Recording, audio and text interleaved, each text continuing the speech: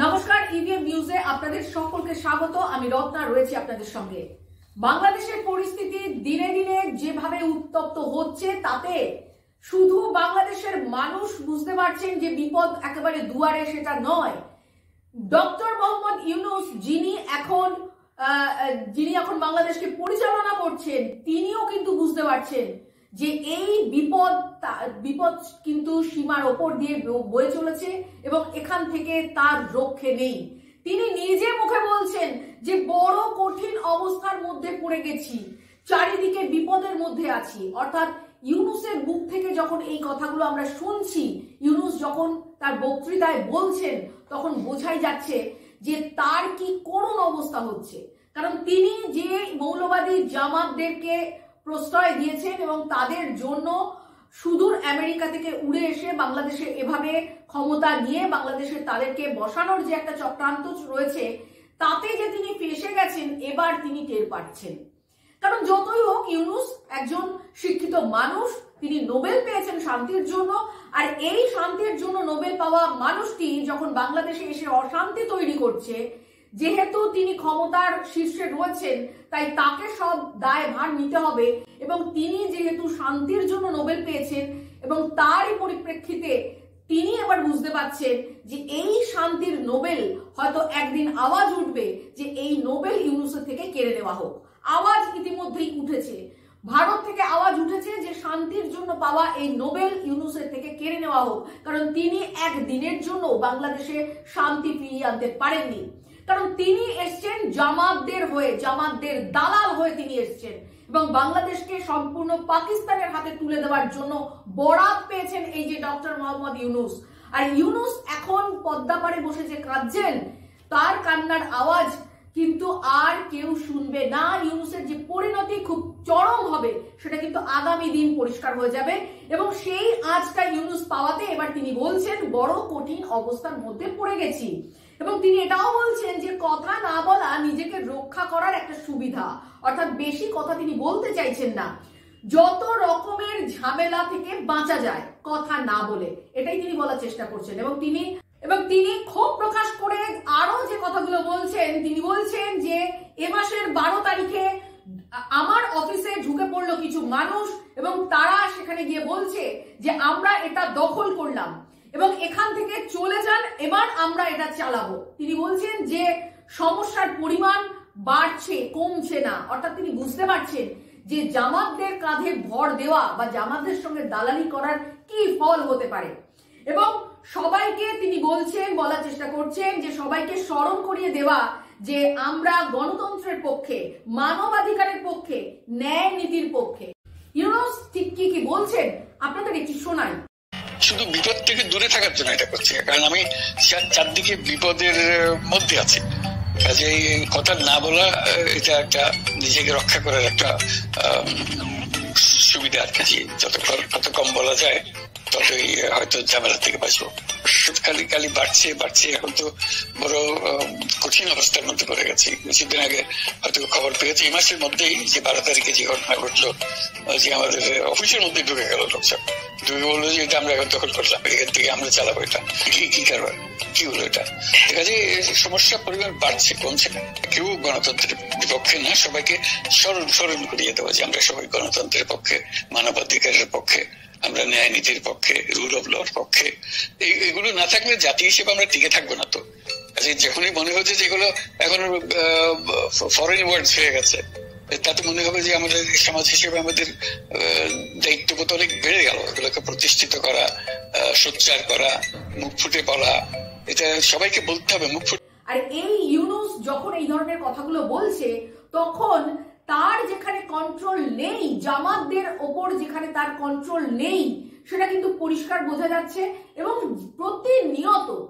প্রতিদিন রাতের বেলা করে অশান্তি, ঘর জ্বালিয়ে দেওয়া, মানুষকে খুন করা, মন্দিরকে জ্বালিয়ে দেওয়া, বিভিন্ন জায়গাতে বিশৃঙ্খলা তৈরি করার যে জামাতরা কন্টিনিউ করে যাচ্ছে, তাতে ইউনূসের এখনো পর্যন্ত কোনো কন্ট্রোল করা যায়নি। ইউনূস কোনো কন্ট্রোলই করতে পারছে না। আর সেখান থেকে ইউনূসের মন থেকে আজ এই কথাগুলো আমরা শুনতে পাচ্ছি। এবার বিষয় হচ্ছে যে ইউনূস এবং পাকিস্তান, তারা দুজন মিলে লড়তে এসেছে বাংলাদেশের বাংলাদেশের মতন একটি ছোট দেশ তারা লড়তে এসেছে ভারতের মতন একটি উপমহাদেশের সাথে। সেখানে যেটা দেখা যাচ্ছে যে প্রতিরক্ষার দিক থেকে ইন্টারন্যাশনাল ইন্ডেক্সে ভারতের স্থান হচ্ছে চতুর্থ, 4 নম্বর জায়গায় ভারত রয়েছে, আর বাংলাদেশ রয়েছে 37 নম্বরে। এত নিচে রয়েছে বাংলাদেশ। বাংলাদেশের মানুষ যে কতটা দৈন্য দশার মধ্যে দিন কাটায় স্বাধীনতার পর থেকে, তাদের যে কোনো উন্নতি হয়নি, তারা যে এখনো কোনো সামরিক দিক থেকে উন্নতি করতে পারেনি, সেটা কিন্তু তাদের এই ইন্ডেক্স নাম্বার দেখেই বোঝা যাচ্ছে। আর এই চতুর্থ স্থানে থাকা ভারতের সঙ্গে পাঙ্গা নিতে যাচ্ছে ইউনূস।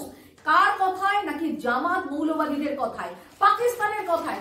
যে পাকিস্তান একেবারে হতদরিদ্র, না খেতে পেয়ে মরে যায়, যে পাকিস্তানকে নির্ভর করতে হয় সম্পূর্ণটা চীনের ওপরে, সেই পাকিস্তান, যে পাকিস্তান শুধুমাত্র সন্ত্রাসবাদী তৈরি করে, সেই পাকিস্তানের সঙ্গে হাত মিলিয়ে ইউনূস এত বড় ভুলটা করতে গেল, এবং যার ফল তিনি এখন বুঝতে পারছেন। এখন তাকে পদ্মা পাড়ে বসে কাঁদতে হচ্ছে।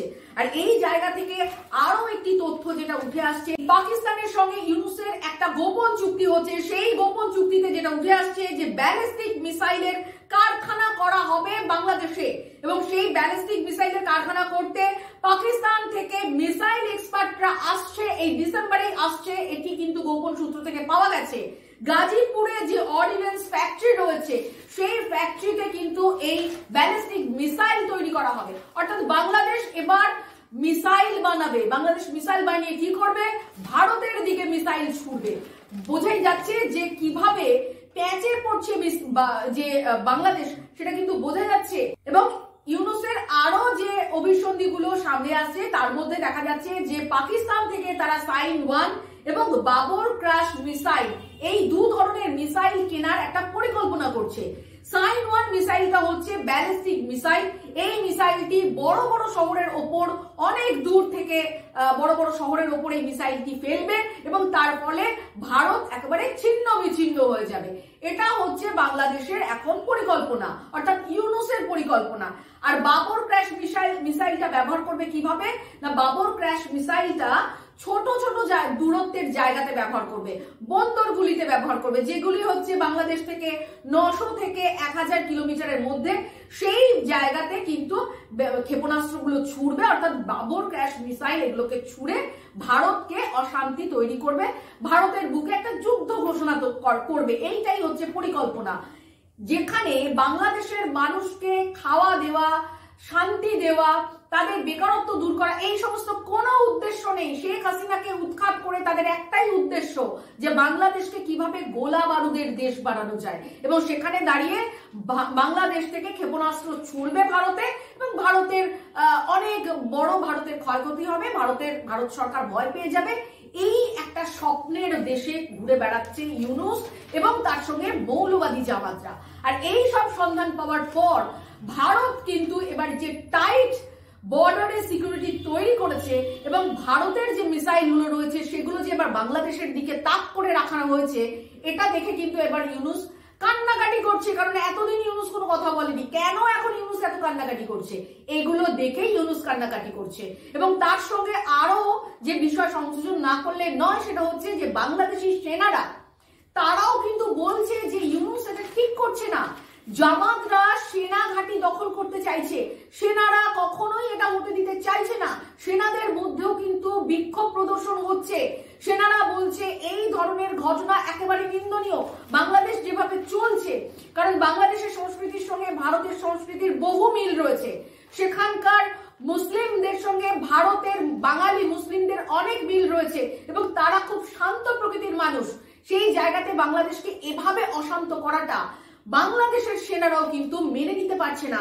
এবং আরো যে সূত্র মারফত তথ্য সামনে আসছে, তাতে জানা যাচ্ছে যে বেশ কিছু সেনা অফিসারকে ইতিমধ্যেই গোপন কুঠুরিতে ঢুকিয়ে দেওয়া হয়েছে, যাতে তারা বাইরে এসে কোনো কথাই না বলতে পারে।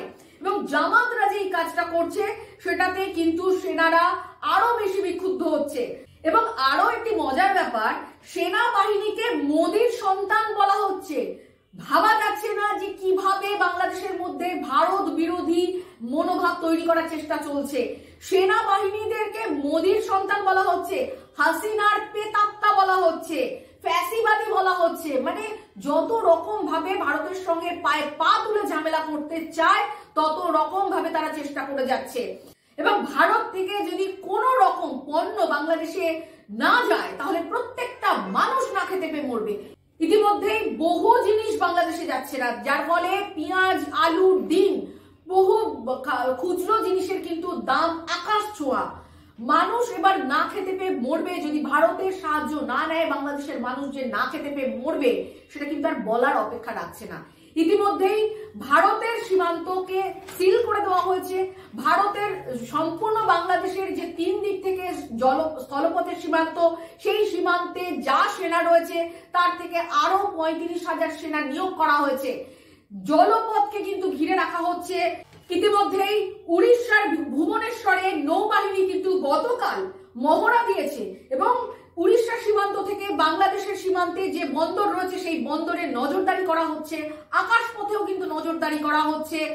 অসম সীমান্তে পিনাকা মিসাইল সিস্টেম মোতায়েন করা হয়েছে। আর এই পিনাকা মিসাইল সিস্টেমের মাধ্যমে 45 সেকেন্ডের মধ্যে, মাত্র 45 সেকেন্ডের মধ্যে 100রও বেশি রকেট কিন্তু নিক্ষেপ করা যাবে বাংলাদেশে। এবং এই রকেটগুলো নিক্ষেপ হলে বাংলাদেশের যে অবস্থা হবে তাতে কিন্তু গাজাকে দেখে অ্যাটলিস্ট বাংলাদেশের শেখা উচিত।